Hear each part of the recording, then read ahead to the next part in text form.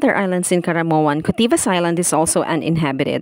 It is one of the main islands of Peninsula.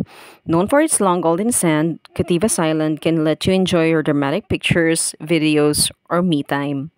Kahit medyo gloomy ang weather sa second day namin dito, hindi yun hadlang para sa aurahan time namin. Para sa akin, perfect yung timing ng pagdating namin sa island na to kasi hindi masyadong mainit, hindi rin masyadong maulan.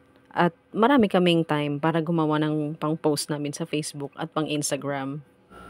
So, iba-iba ang kulay ng sand dito sa Caramoan. Sa part na to, golden brown yung sandbar at habang white sand and black sand naman sa ibang isla.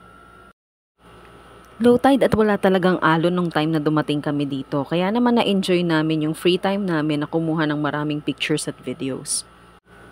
Masarap din mag-walking dito kasi mahaba yung sandbar and you will feel safe kasi in a distance, makikita mo na bounded siya ng larger islands. Kaya naman hindi basta-basta lalaki yung alon dito. Kung ibang turista nga dito na sila nag-lunch and picnic.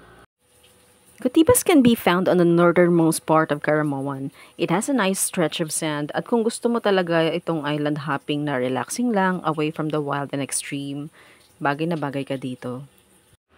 Cotivas Island is a good place to go if you just want to stop and do some self-reflection. Lahat tayo deserve ng pahinga. This island, gives a good balance after doing a lot of island hopping activities. Especially kung pagod ka after mag-trekking or pagod ka kasi marami kayong activities na ginawa sa isang island. So, pwede ka mag-rest dito.